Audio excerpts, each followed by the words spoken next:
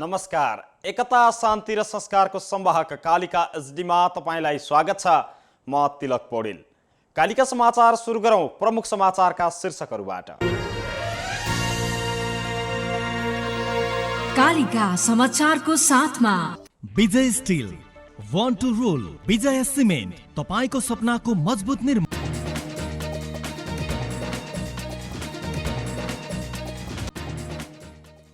नेपालमा थप 3790 जनामा कोरोना संक्रमण पुष्टि। सक्रिय संक्रमितको संख्या 40,000 बढी। कुल संक्रमित 1,36,000 नाघे।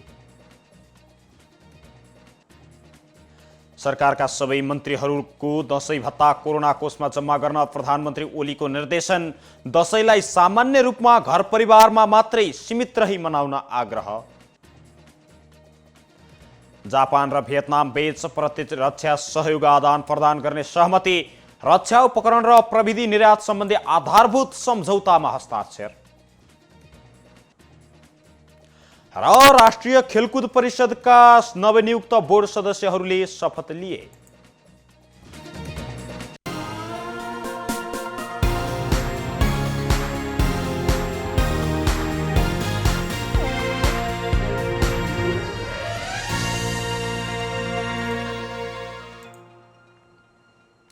कालिका समाचार सुरु गरौं राष्ट्रिय समाचारबाट। नेपालमा आज थप 3790 जनामा कोरोना भाइरस संक्रमण पुष्टि भएको छ।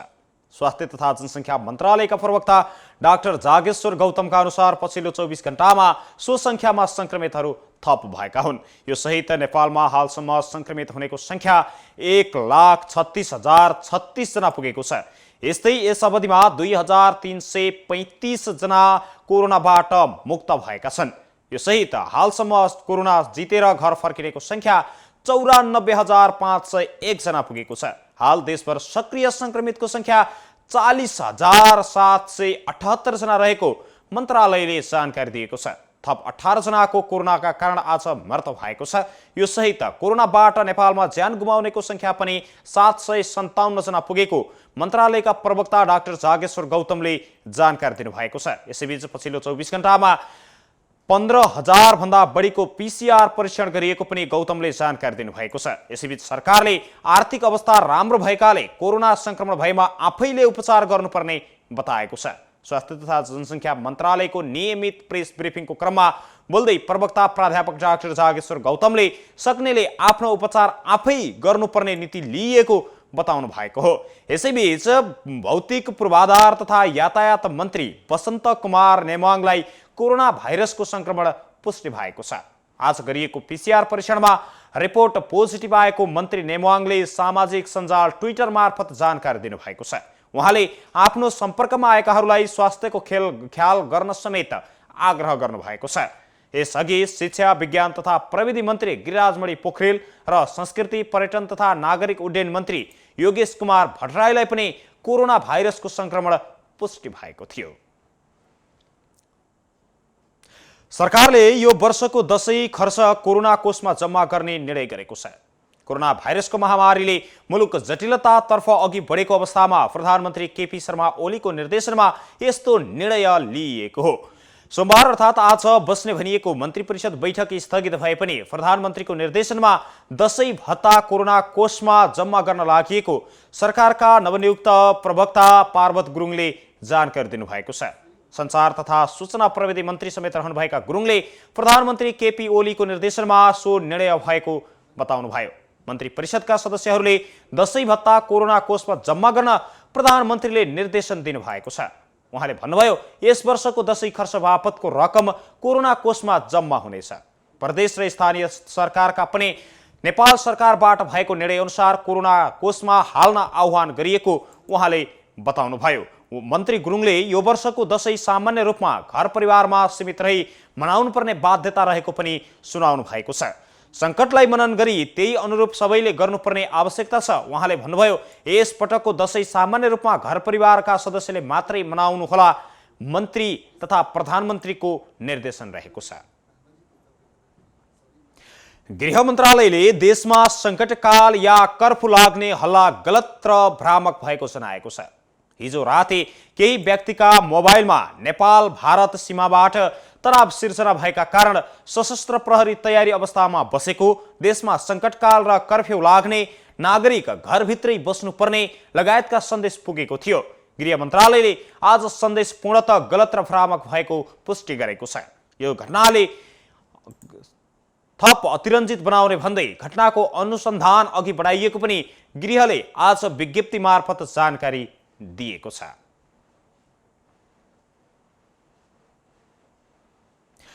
सरकारले सबै स्थानीय तहमा निर्माण गर्न लागेको अस्पताल भवनको शिलान्यास आगामी मङ्सिर 15 गते एकैसाथ गर्ने तयारी गरेको छ।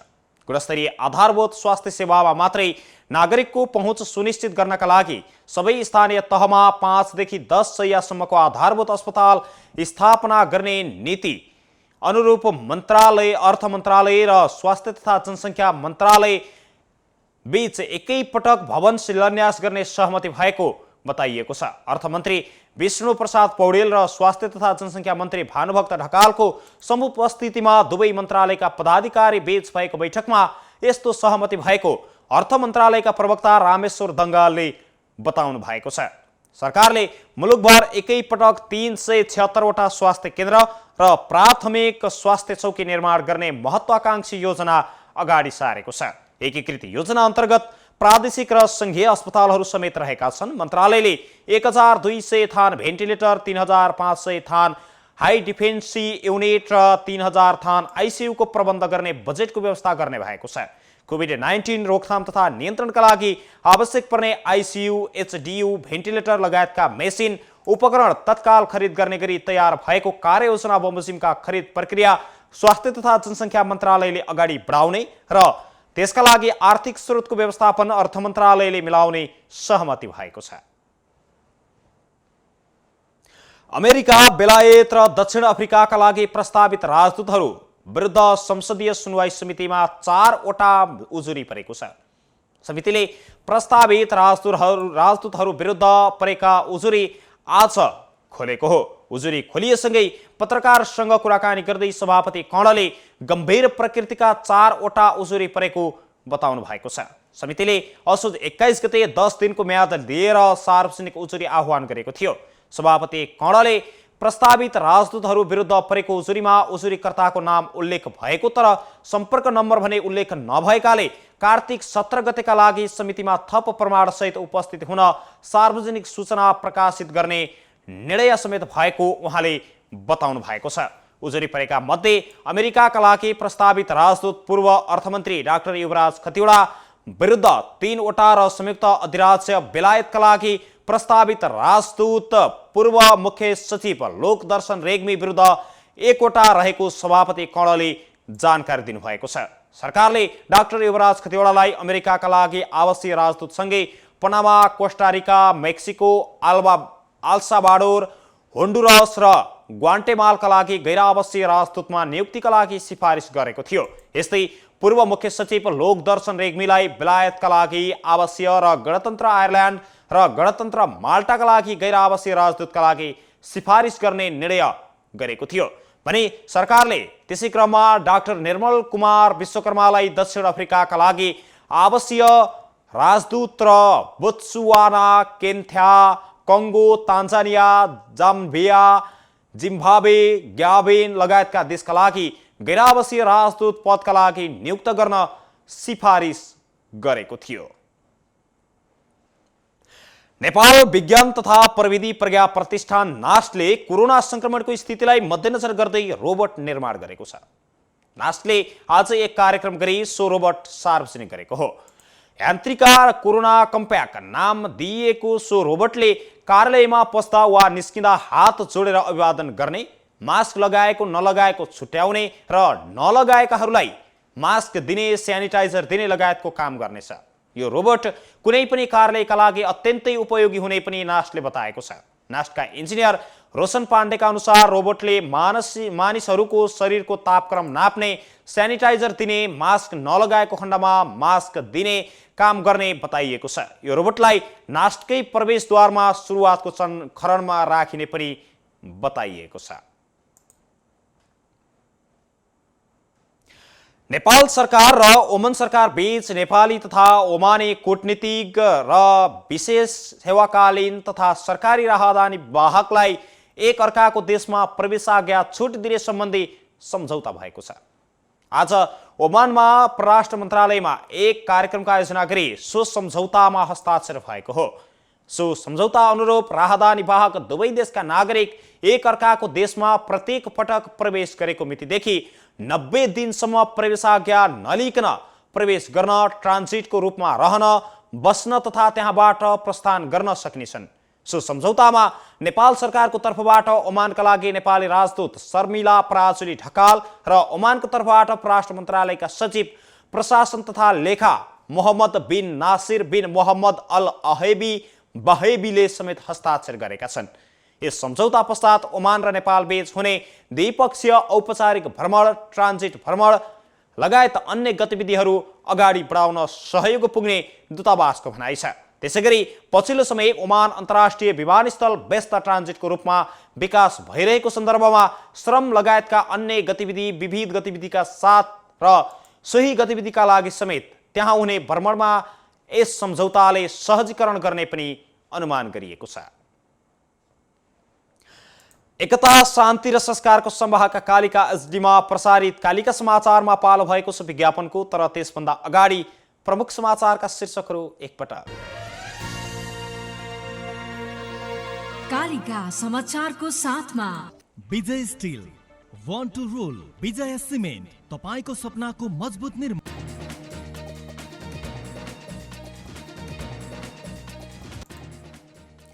नेपालमा थप 3790 जनामा कोरोना संक्रमण पुष्टि, सक्रिय संक्रमितको संख्या 40,000 बढी, कुल संक्रमितको संख्या 1,36,000 नाग्यो। सरकारका सबै मन्त्रीहरूको दशैं भत्ता कोरोना कोषमा जम्मा गर्न प्रधानमन्त्री ओलीको निर्देशन, दशैंलाई सामान्य रूपमा घर परिवारमै सीमित रही मनाउन आग्रह। जापान र भियतनाम बीच प्रतिरक्षा सहयोग आदान प्रदान गर्ने सहमति, रक्षा उपकरण र प्रविधि निर्यात सम्बन्धी आधारभूत सम्झौतामा हस्ताक्षर। र राष्ट्रिय खेलकुद परिषद राखेपका नवनियुक्त बोर्ड सदस्यहरूले शपथ लिए।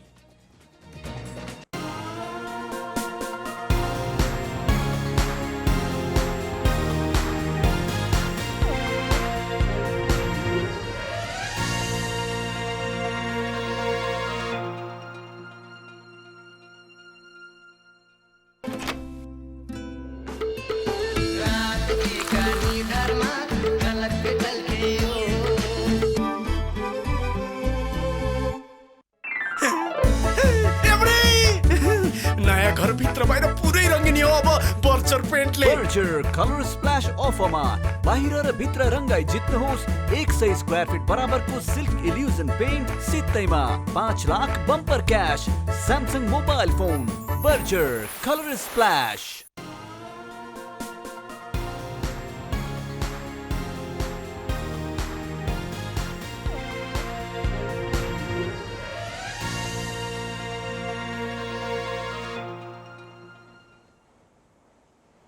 विज्ञापनपछि कालिका समाचारमा पुनः स्वागत छ। अब स्थानीय समाचार। चितवनको भरतपुर अस्पतालले विपन्न नागरिकको निशुल्क उपचार गरिदिने भएको छ। कार्तिक 16 गतेबाट सेवा सञ्चालन गर्ने गरी विपन्न नागरिकलाई निशुल्क उपचार गर्न लागिएको अस्पतालले बताएको छ। अस्पतालका अध्यक्ष डाक्टर भोजराज अधिकारीका अनुसार प्राथमिक उपचार र औषधि निशुल्क प्रदान गरिनेछ। यसअघि सीमान्तकृत जातिका लागि निशुल्क उपचार हुँदै आएको थियो। अबदेखि भने औषधि उपचार गर्न नसक्ने सबै नागरिकको निशुल्क उपचार गरिने डाक्टर अधिकारीले बताउनु भएको छ। यसका लागि 9 करोड रुपैयाँ बजेट विनियोजन समेत गरिसकिएको छ। यस्तै भरतपुर अस्पतालको आकस्मिक कक्षको पनि विस्तार गर्न लागिएको छ। बिरामीको चाप बढ्दै गएपछि आकस्मिक कक्षको विस्तार गर्न लागिएको अस्पतालका अध्यक्ष भोजराज अधिकारीले जानकारी दिनुभएको हो। उहाँका अनुसार 50 शैय्या सहितको अत्याधुनिक आकस्मिक कक्ष बनाउन लागिएको छ। 1 वर्षभित्र सम्पन्न गर्ने गरी टेन्डर निकाल्न थालिएको अधिकारीले बताउनु भएको छ। अहिले आकस्मिक कक्षमा 10 वटा बेड मात्रै सञ्चालनमा रहेका छन्। चितवनमा आज थप 2 जना कोरोना संक्रमित बिरामीको ज्यान गएको छ। चितवन मेडिकल कलेजमा उपचाररत एक पुरुष र एक महिलाको ज्यान गएको हो।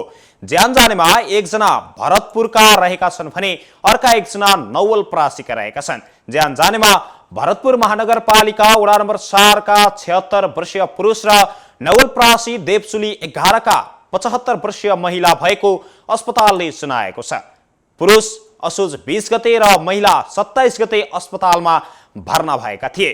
पुरुषमा संक्रमण 20 गते पुष्टि भएको थियो भने महिलामा 30 गते संक्रमण पुष्टि भएको अस्पतालले जानकारी दिएको छ।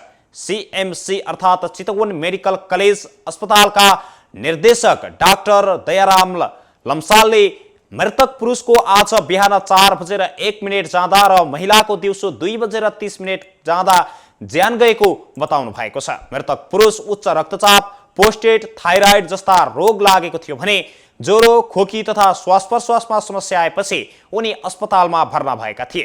मृतक महिला ज्वरो आउने, घाँटी दुख्ने, खोकीको समस्या आएपछि अस्पतालमा भर्ना भएकी थिइन् भने उनी दमको दीर्घरोगी समेत रहेको अस्पतालले जनाएको छ। यसैबीच चितवनमा आज थप 116 जनामा कोरोनाको संक्रमण समेत पुष्टि भएको छ।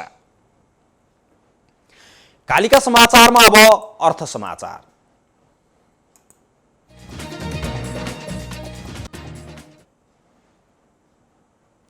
कोरोना भाइरस अर्थात कोभिड-19 को संक्रमणको जोखिमका बावजुद पनि बैंक तथा वित्तीय संस्थाहरूमा ग्राहकको घुइँचो बढेको छ।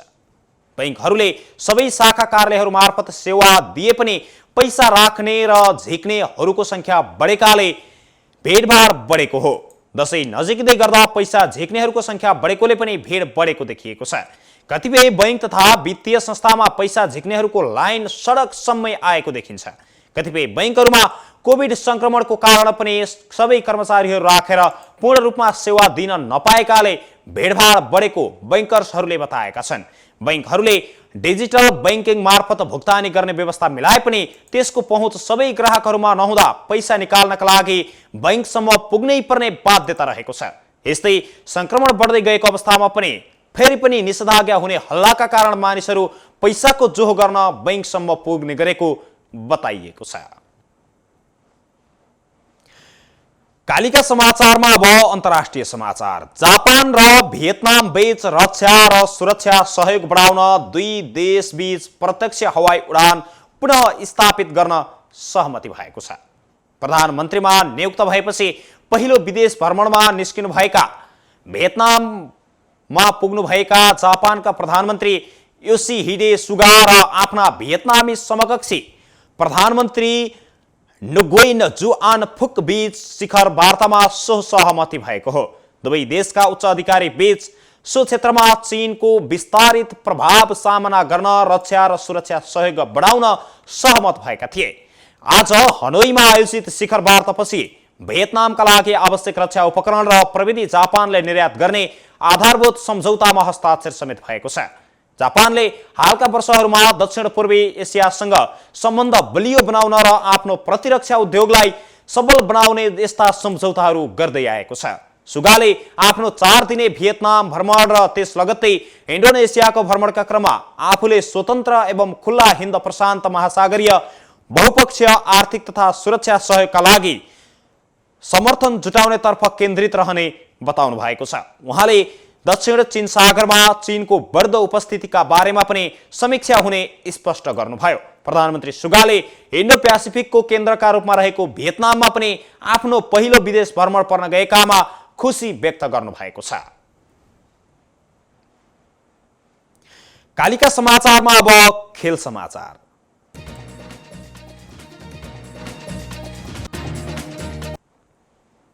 राष्ट्रिय खेलकुद परिषद राखेपका नवनियुक्त बोर्ड सदस्यहरूले आज शपथ ग्रहण गर्नुभएको छ। राखेपका अध्यक्ष समेत रहनुभएका युवा तथा खेलकुद मन्त्री जगत बहादुर विश्वकर्माले नवनियुक्त 11 बोर्ड सदस्यहरूलाई पद तथा गोपनीयताको शपथ ग्रहण गराउनु भएको हो।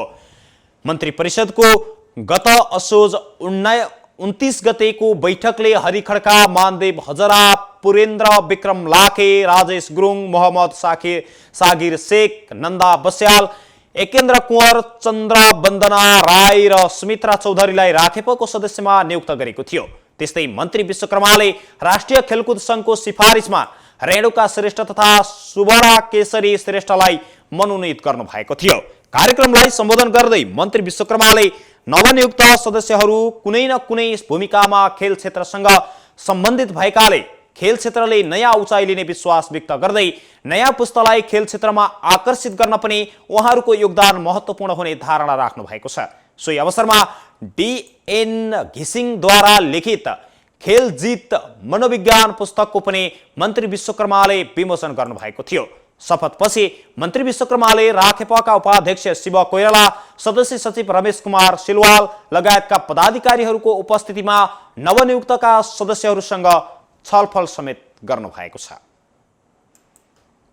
एकता शान्ति र संस्कारको संवाहक कालिका एचडीमा प्रसारित कालिका समाचारको अन्त्यमा प्रमुख समाचारका शीर्षकहरू पुनः एकपटक। कालिका समाचारको साथमा Vijay steel, one two role, Vijay cement, तपाईको सपनाको मजबुत निर्माण।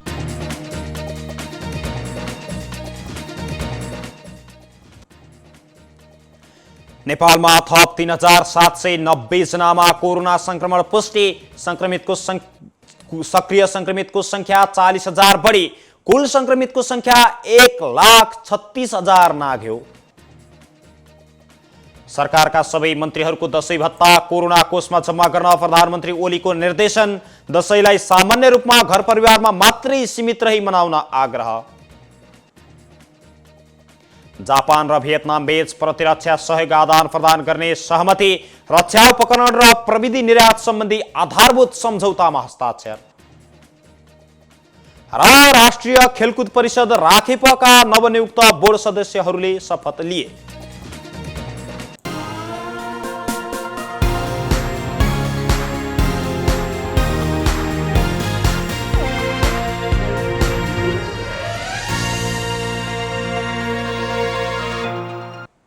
एकता शान्ति र संस्कारको संवाहक कालिका एचडीमा प्रसारित कालिका समाचार अहिलेका लागि यति नै। हेर्दै गर्नुहोला कालिका एचडी। म तिलक पौडेल बिदा हुन्छु। नमस्कार।